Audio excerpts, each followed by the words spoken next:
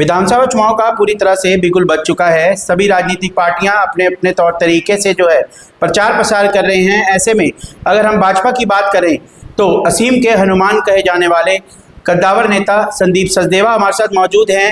आइए उनसे बातचीत करते हैं, क्या कुछ कहना है। सर, स्वागत है आपका। नमस्कार राघव जी। सर, लोगों के बीच जा रहे हैं, किस तरह का रिस्पांस मिल रहा है सर? देखिए, जब हमने 14 का चुनाव लड़ा तब भी और 19 का चुनाव लड़ा अब भी परिस्थितियां हमारे अनुकूल हैं, और अब तीसरी बार हमारे लिए बहुत ज़्यादा अनुकूल परिस्थितियां नजर आ रही हैं। माननीय मोदी जी के केंद्र में तीसरी बार जब जनता ने सरकार बनाई तो अब ये मान के चलें कि हरियाणा की जनता ने तीसरी बार हरियाणा में भी भाजपा की सरकार बनाने का मन बनाया हुआ है।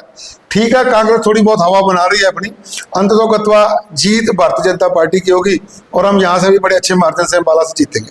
सर, हमेशा सुर्खियों में नजर आते हैं आप, नाराजगी का दौर लगातार लंबा आपका चलता रहता है, तो क्या कुछ कहना चाहेंगे? अब चुनाव प्रचार कमान संभाली है असीम गोयल की, क्या कहेंगे? देखिए, भारतीय जनता पार्टी का प्रत्येक सिपाही कमल के फूल के साथ, विचार के साथ बंधा हुआ है और बंधा हुआ रहकर ही काम करता है। ठीक है, कुछ मुद्दों पर हमारे मतभेद होते हैं, पर हमारे यहाँ मनभेद कभी नहीं होता। टिकट की लड़ाई हम सब लोग मिलकर लड़ते हैं और टिकट मिलने के बाद हम सब लोग मिलकर हमारे उस प्रत्याशी को जितवाने का काम करते हैं जो कमल का फूल लेकर आता है। सर, बात अगर करें, खुद एक बड़े समुदाय, पंजाबी समुदाय से बिलोंग करते हैं आप, लगातार आवाज़ भी उनकी उठाते हैं, तो ऐसे में क्या पंजाबी समाज पूरा इस बार भाजपा के साथ है?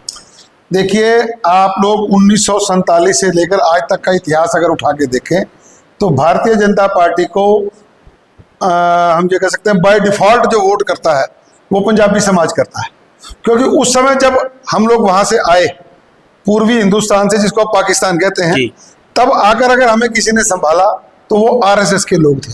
तो मूलतः आरएसएस की विचारधारा, हिंदुत्व की विचारधारा और हिंदू धर्म को अपनाए रखने के लिए हमारे पूर्वजों ने पाकिस्तान छोड़ा था, जो अब पाकिस्तान है।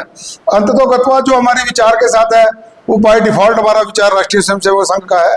तो हमारे अधिकतर लोग 95% में कहूँगा कि लोग भारतीय जनता पार्टी को वोट करते हैं और इस चुनाव में भी वोट करेंगे। और अब की बार तो हमारे पास एक बहुत बड़ा कारण है भारतीय जनता पार्टी को वोट देने का। 75 साल तक कांग्रेस ने हमारे उन पूर्वजों को ना तो कभी नाम दिया जी, ना कभी उनकी पहचान दी। मैं मोदी जी का दिल की गहराइयों से आभार व्यक्त करता हूँ।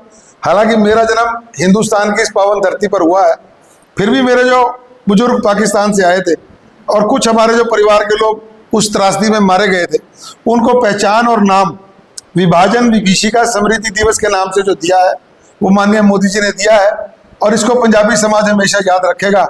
और मोदी जी ने जो एहसान हमारे ऊपर किया है और उस एहसान को चुकाने का अब हमारे पास अच्छा उत्सव है, और हम इसको आने वाले 5 अक्टूबर को वोटों के माध्यम से मोदी जी को रिफंड करेंगे। सर, कांग्रेस ने एक बड़ा चेहरा उतारा है, पूर्व मंत्री चौधरी निर्मल सिंह, क्या ऐसे में मुकाबला किस तरह का देखने को लग रहा है? देखिए, मैं व्यक्तिगत तौर पर चौधरी जी का सम्मान करता हूँ, बट वो अम्बाला के लिए एक्सीडेंटल लीडर हैं। वो रहते कैंट में हैं, उनकी कर्म भूमि कैंट में है। जब उनको कांग्रेस ने पिछली बार टिकट नहीं दी तो बगावत करके कांग्रेस को हराने के लिए, मैं पूरी जिम्मेदारी से शब्द कह रहा हूँ, बेटी और पिता ने कांग्रेस को हराने के लिए कांग्रेस से बगावत करके चुनाव लड़े और उन दोनों ने कांग्रेस की कब्र खोदी।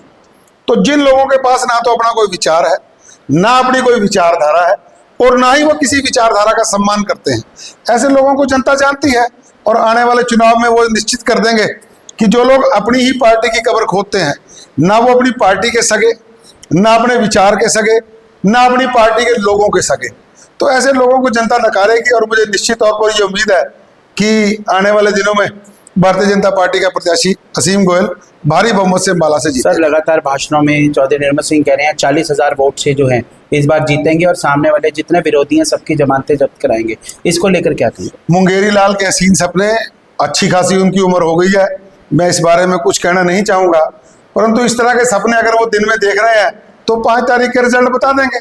अगर अब की बार मेरा ये दावा है, जो लोग 40,000 से जीतने का दावा कर रहे हैं वो जनता की मार से 40,000 वोट का आंकड़ा भी नहीं छू पाएंगे। सर, देखा जाता है कि लगातार 10 साल से भाजपा की सरकार है प्रदेश में, तो कहीं ना कहीं एंटी इनकम्बेंसी लोगों की काफ़ी नाराजगी भी है लेकर, तो क्या वो दूर हो पाएगी इस पर? देखिए, कांग्रेस के कुछ लोगों ने गलत प्रचार करके हमारे स्थानीय विधायक के खिलाफ एक परसेप्शन बना दिया। मैं पुरजोर उन सब आरोपों का खंडन करता हूं और ये सुनिश्चित करता हूं कि जितने प्रोजेक्ट भारतीय जनता पार्टी की सरकार के, केंद्र और हरियाणा की सरकार के सहयोग से असीम गोयल ने अम्बाला में शुरू कराए हैं, इतने आज़ादी से लेकर आज तक, जब से हरियाणा बना है तब से लेकर आज तक कोई भी विधायक नहीं ला पाया। तो मैं इसको एक बहुत बड़ी उपलब्धि मानता हूं कि असीम गोयल ने किस प्रकार भिन्न भिन्न विभागों से संयोजन करके उन प्रोजेक्टों को बनवाया, उनको लागू करवाया और उनको धरातल के लिए नीचे उतारा। हाँ, ये ठीक है कि कुछ प्रोजेक्ट अभी काम चल रहा है और कुछ में अभी काम होना बाकी है, परंतु उसका एक बहुत बड़ा कारण कोरोना महामारी रही।